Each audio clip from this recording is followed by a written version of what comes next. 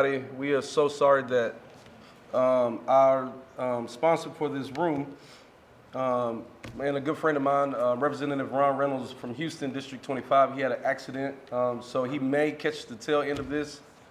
He may not, but he is available for comment after, and we thank him for his always unwavering support in the fight for justice and the fight for equity and diversity, which is why we were able to get this very nice press conference room today in order to speak out against House Bill 2548. And let me be clear, I've spoken to the office of House Bill 2548, which is Representative Harris. We've addressed our concerns, so this is not some attack out of nowhere. And you know, we have some concerns, right? We have some concerns that this piece of legislation is nothing more than a following of orders of the Republican right-wing federal conversation that's going on in order to eliminate diversity and equity and inclusion on all levels, but here particularly in this case in our higher education school systems, right? And I think, you know, folks like my brother here, Minister Dominique Alexander from Dallas, the Next Generation Action Network, and many of the good folks behind me, we have been fighting to make sure we can have diversity, equity, inclusion in as many endeavors of life, but especially in education, right? We feel that if we do education right, if we tell history right, if we tell the truth right, then hopefully we don't make some of the mistakes that we are sadly making today. And we think that this piece of legislation is, maybe the intent was good, I don't know, but after reading it, we feel that this, again, is just another attempt to erase, eradicate, and diminish very large groups of people, including women. We just had a conversation today, and Mary, who's a volunteer of AJC, is going to be talking about some of this later. We feel that this basically, if you are anything outside of the status quo, we don't want our institutions of higher education to let you teach about it. And now we're going to penalize our institutions, our college institutions, which, should I remind you, are the places where a lot of kids, for the first time, they get to take some deep dives into history and deep dives into truth and deep dives into something than the other. But now, instead of incentivizing this, we want to penalize the institutions, take away academic freedom, put all type of burdens on administration, just in the name of this attack, this crazy attack on diversity, equity, inclusion. So I called some friends today from all over the place, and you're gonna hear from a broad group of people. Up first, I think, before I get to Dominique, I'll have Mary, because she's worked on the bill on AJC's behalf. So Mary, be up first. And just say and spell your name before you start talking. Okay. My name's Mary, last name Elizabeth. I'm with the Austin Justice Coalition, and the bill is trying to block current discussion in education on some of the most vital issues that face our society today. It wants to stifle the free exchange of ideas, which is fundamental to higher education in this country. If we can't talk about these issues, we can't work through them together. As a woman, I'm surprised to find that, as a white woman, I'm surprised to find that I'm included among the marginal groups that are to be silenced, or that issues facing my life are not to be discussed. That's new for me, and while I support all marginalized groups, I want women throughout Texas to know that they're in the spotlight as well. We need to work on this together, and this train ain't stopping.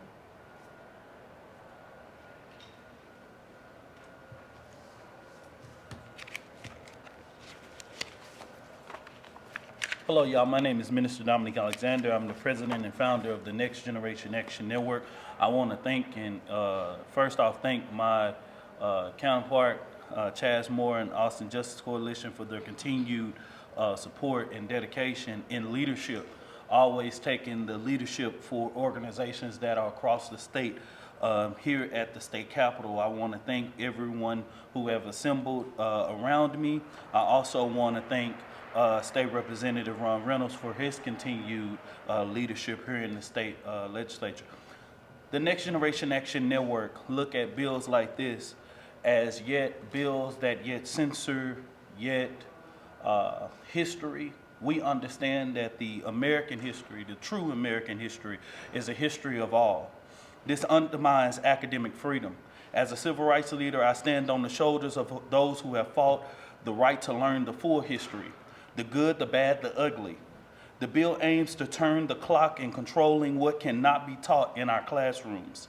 It seeks to strip educators of their freedom to teach and silence their ability to speak truth about racism, gender equality, injustice, academic freedom, and the foundation of a thriving democracy.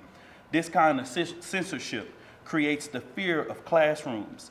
It forced professors to second guess their words and suppress a critical conversation that is necessary to shape and inform citizens.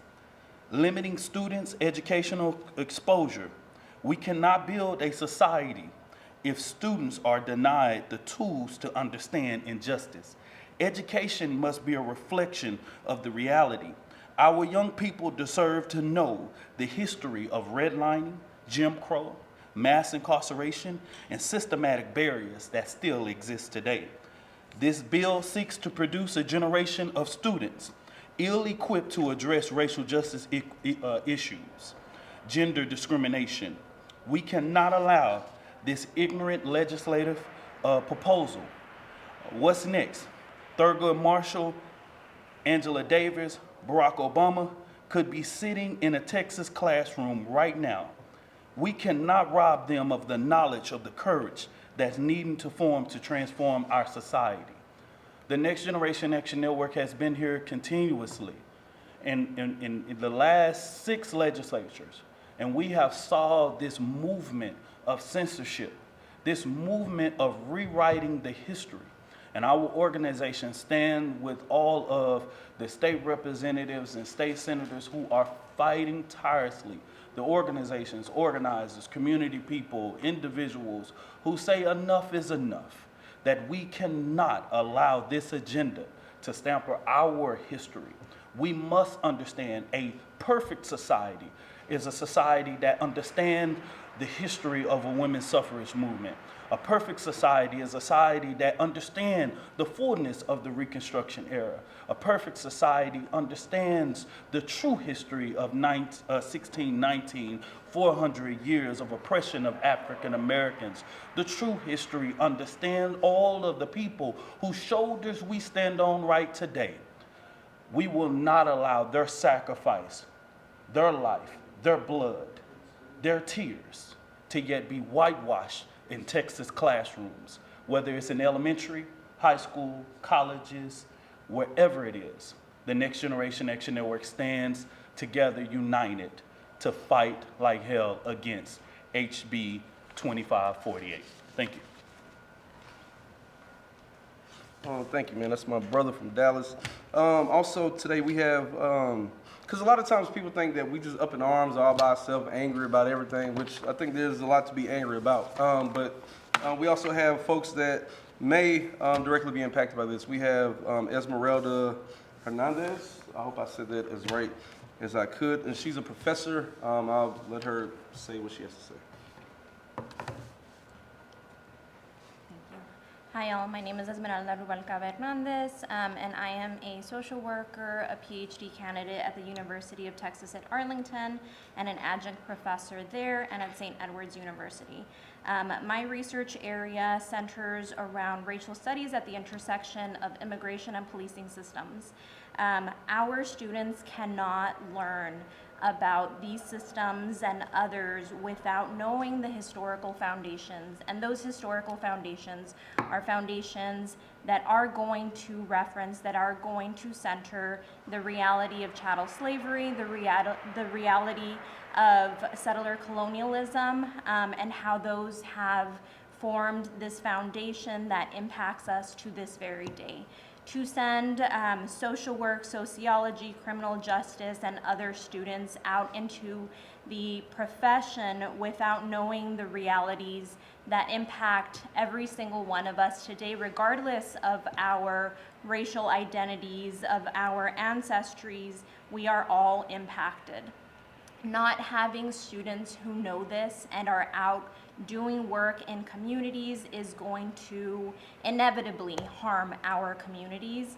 It is going to cause a great amount of danger to people who are already marginalized and who have already been historically oppressed.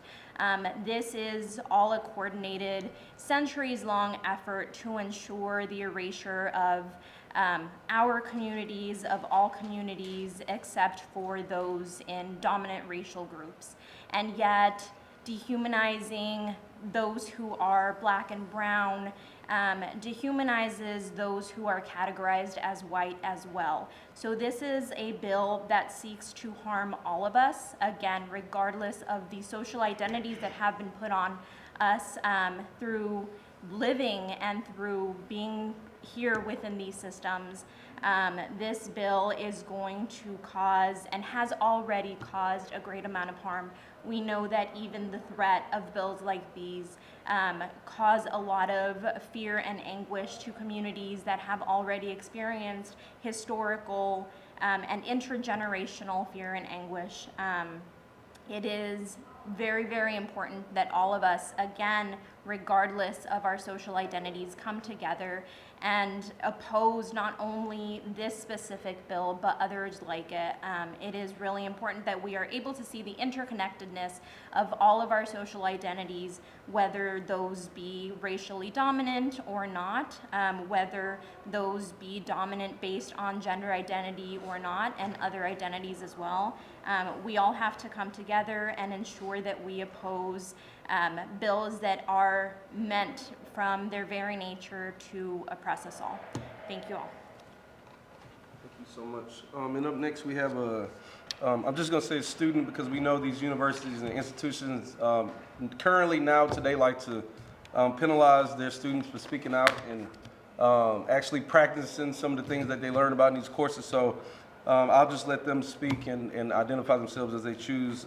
So we have a student, Sully, and what was yours? Thank you. I would like to oppose this bill today because as a student of sociology, this is the subject, the topics, the histories that are not easy to confront but are necessary to confront. And ignoring issues of racial discrimination, ignoring issues of gender-based discrimination, ignoring our history and what has made this nation our nation today will not solve problems. It will only further the problems. It is so important to recognize the impacts of the systems that we live under. This is something that I study every day and that I live every day, that we all live through every day. And not allowing students to study or even talk about issues of racial discrimination, gender discrimination, classism, ableism, all of the prejudices that plague our world and our systems will only put off the problems, will only further the problems. And make no mistake, this bill, first and foremost, is about erasure. This bill is about erasing histories and lived experiences of people who have been on the sidelines, people who have been marginalized by systems in this country. And if we cannot give a voice to the voiceless, and power continues to be consolidated through thought, through academics, we will go somewhere that we do not want to go. This bill will negatively impact my education, the education of thousands, millions other students like me who are trying to study this world and understand this world in order to make it better. And this bill stands in the way of that. I oppose anything that opposes academic freedom or free speech or pursuing a more just world. Thank you. Can you tell us your name? Your name spelled for us? Sully, S-U-L-L-Y. That's Your right. full name? Snook, S-N-O-O-K. Thank you. Silly. Up next, just a guy with a cool name, and he happens to be a member of AJC, Atticus Finch. I mean, just there you go. Howdy, everyone. My name is Atticus Finch. That's Atticus Finch. That's my legal name. First of all, I'd like to thank everybody who's here. It's encouraging to see so many people coming out here and braving the cold weather to talk about this bill. It's alarming in its breadth and also in how imprecise it is at targeting any offending language that the congressman seems to want to get rid of. I am a congregant at Austin's Congregation Beth Israel, which in the last few years was set on fire by a white supremacist. These issues are near and dear to our community. They threaten the lives and livelihoods of our community members and people who are dear to us. It's shocking to me that this bill has been proposed that would mandate the erasure of so many contextual issues in our modern society that are necessary for the next generation of citizens and statespeople to understand their society as it works today. Fundamentally, I think it's misguided, and I hope that today we can come out and show our support against this bill so that way it will not get passed. Thank you so much. Atticus. And just to be clear, there's another House bill that is similar to this, but we haven't spoken to the author. House Bill 1280 by Schoolcraft, who was a member of the House, and then he left in like the 90s, and now he's back. And we just believe Harris has more relevancy, and that's no disrespect to Schoolcraft, but that's why we are concerned about this one actually going down the pipeline rather fast. Up next, we have a community member that just heard about this from my emails and bothering people, Jennifer. She's gonna, this is her first time too, so y'all take it easy on her. All right. Good morning, everybody. Yes, my name is Jennifer Karydas. That's Karydas. I'm a community member. My background actually is a public school special education teacher here in Austin.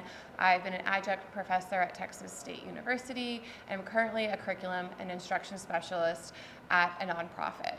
And I am here to oppose this bill and also just offer, to like highlight the sort of play on words that is happening. In particular, I'm referring to a Goldwater Institute article or report by Tim Minella titled, it's like about indoctrination and how that diversity, equity, and inclusion is actually discriminatory, which is a bit ironic in that that is incorrect.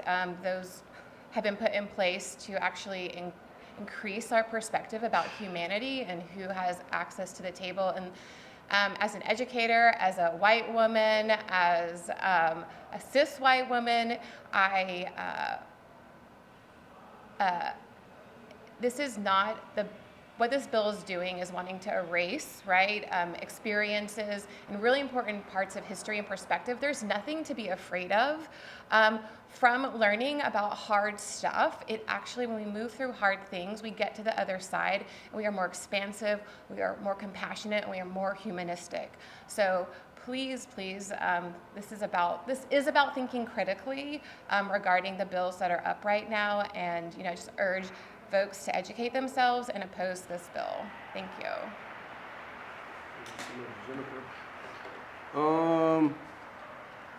Up next, we got another person that has been around the AJC ecosystem for a while, Eric Hepburn, who is part of the San Gabriel UU Fellowship. Thank you, Chaz, and thank you for the words of all my brothers and sisters and siblings up here. I am in the pulpit at San Gabriel UU Fellowship in Georgetown, Texas. I spent 21 years of my life working at the University of Texas at Austin.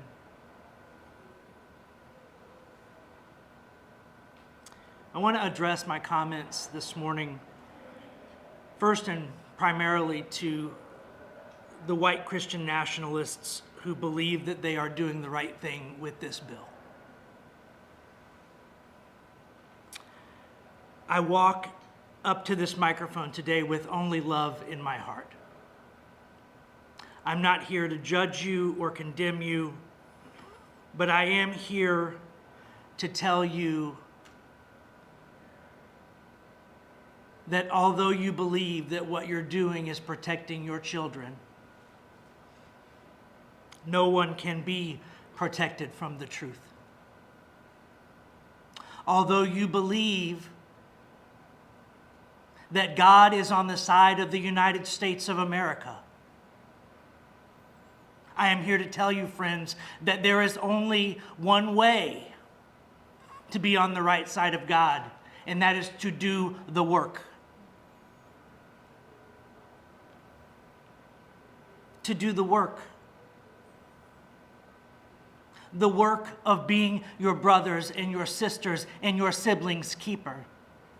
The work of recognizing that we are all God's children. You have believed you are God's favorite child, as if He were so immature as to have a favorite child. You believe that He has smiled upon your people to the exclusion of others. My friends, it is pure ego. Pure ego that would have you believe that you are God's favorite. We are all God's children. And what God wants for us is healing. So I'm here today to tell you that this bill is not healing or safety or security for your white cishet children. I know that you believe that is true. I understand that you want the myths that you were raised on to be true. Manifest destiny. The supremacy of your people over other people. All of our egos wish those kinds of things were true. But spiritual maturity is to come to a place where we recognize that it is not true. Spiritual maturity is to come to a place where we recognize our equality, our fundamental likeness in the face of such amazing and beautiful difference. For we are all different, and yet, miraculously, we are amazingly the same. You can take the word of the mystics, but you can also take the word of science. The genetic diversity standing behind me today is less than 0.5%. Less than 0.5%. But this bill would outlaw the very inquiries that led us to these understandings. What is the fundamental foundation of democracy? An informed electorate. The only true and real precondition in all of the writings that preceded the formation of our democracy was an informed electorate. And this bill seeks to return us to a state of ignorance that will simply perpetuate the ills that beset us now. A state of ignorance that will do nothing but keep us at each other's throats. Keep us from uniting as fellow brothers and sisters and siblings to bring justice to this world, to bring healing to one another. I want that for everyone. I want it for the white cishet children and all the other kinds. I had a funny conversation with one of the cameramen this morning who said, "My cat is one of those very dog-like cats." Well, it's just true, isn't it? Those of you who have been around our animal siblings know that there are some cats who are very dog-like and there are some dogs who are very cat-like. Maybe God is trying to teach us something. Because I see it in my human siblings too. They don't always fit in the box you want to check. But they didn't make themselves that way. They are who they are, and our job is to love and support them. And we cannot do that if we deny them access to the very truths that form the foundation of their life today. We simply deny them the opportunity to understand the challenges in front of them, the healing that must be done, and the truth that we are, in fact, all God's children. All right, thank you. Eric Hepburn from St. Gabriel UU Fellowship Baptist Church. We got to go check that out. All right, last up, we got Brian Register, who is a part of the ACC family, but he is not speaking for ACC. And then closes out, we got Quincy Dunlap from the Austin Area Urban League. I'm looking forward to y'all getting us out of here in the next 5 minutes. Good morning. I'm Dr. Brian Register. I teach philosophy at Austin Community College. I'm speaking entirely for myself, not for my institution or my colleagues, and that's Brian with a Y, Register as in what you do to vote. Scholars in general and historians in particular are watching the rise of Stalinist attitudes about education and research in our state with alarm, and this bill seems to more or less epitomize those attitudes of the present.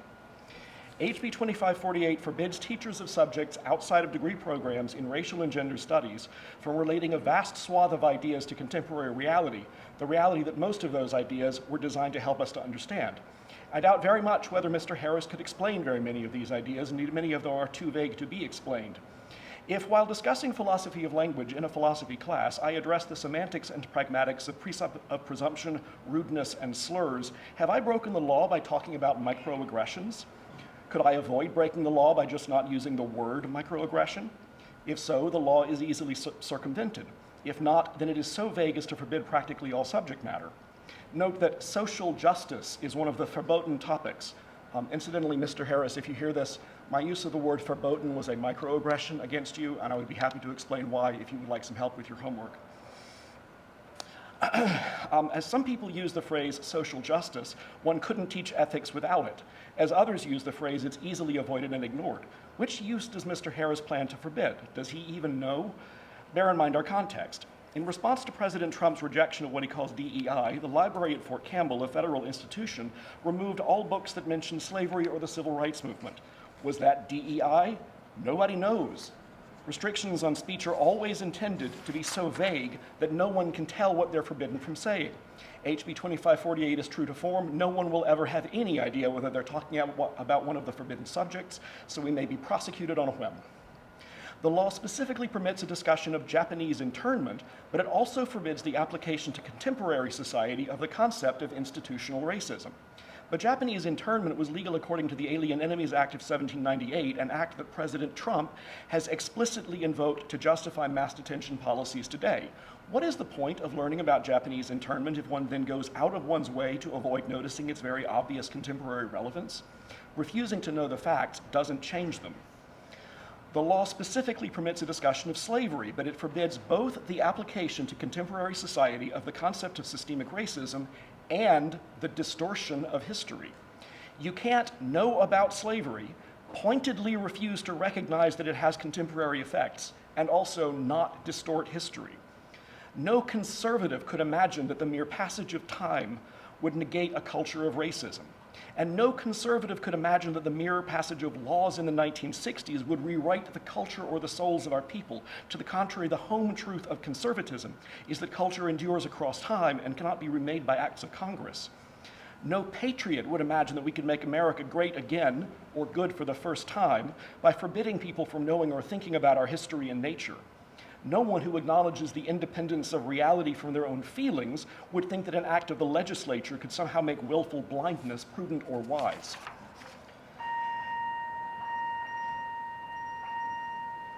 In general, lawmakers understand that there's a limit to their ability to manage how people do their jobs, because lawmakers understand that being elected to office might qualify you to represent your constituents, but it doesn't qualify you to design a chemical plant or repair it down to transformer.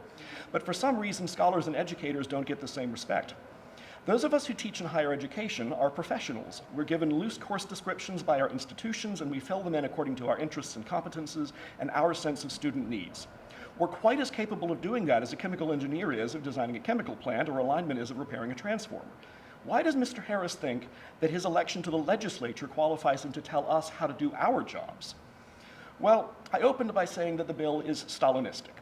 It is the hallmark of Stalinism, as explained by anti-communists like Václav Havel and Ayn Rand, that it treats reality as an expression of political power, subject to the whims of rulers. The reason that Mr. Harris has no respect for scholarly or educational competence is that he doesn't know that we're trying to talk about an objective reality that is as it is regardless of anyone's power or ideology.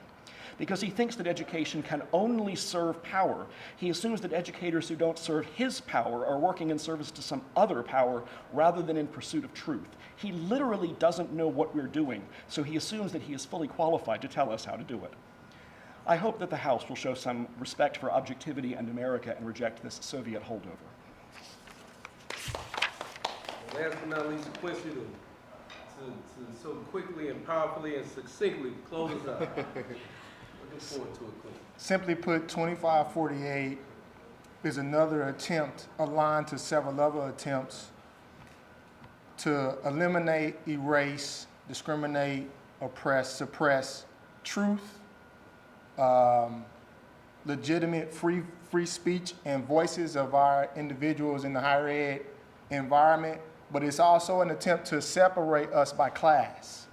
It is immoral and corrupt. This bill should be pulled or it should be voted down in the Senate and not passed into the law.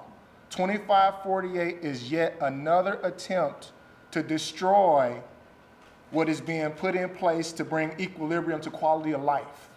When you separate us by erasing accurate and legitimate information, you create separate and unequal classes. It is immoral. Yeah, that's what I'm talking about. Appreciate that, good brother of Omega Psi Phi. Long story short, where you for that, Dominique? Let me see that. And you know, we got a whole list of reasons, and this is our analysis, right? We are open to any conversations about what other people think about this bill, but the quick and dirty is we think this bill undermines academic freedom. We think it limits students' exposure. We think it restricts course availability and choice. In a state legislature, that's all about choice, right? School choice, all type of choice, unless you're a woman and have a female anatomy. Disproportionately affects marginalized groups, contradicts the First Amendment and academic principles. We believe it discourages faculty and student recruitment. We also think it creates a bureaucratic enforcement system, ignores the realities of systemic inequities. I'm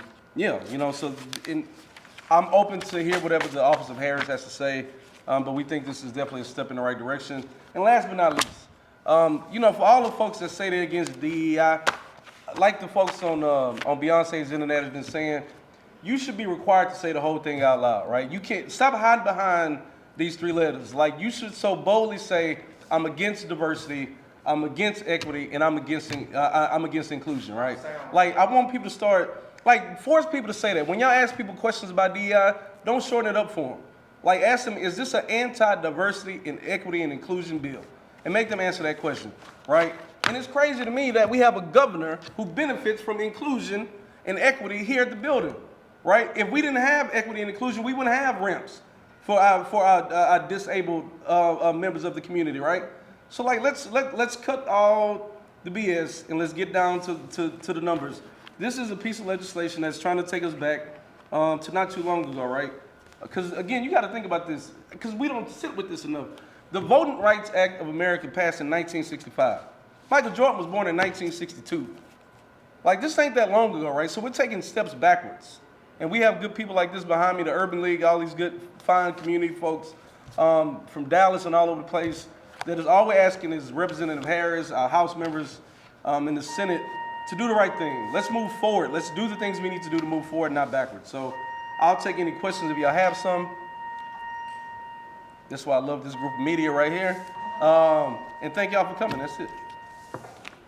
And if y'all need to speak from a representative from Reynolds' office, they are right here. Yeah. Tatiana. Thank you so much. Thank you.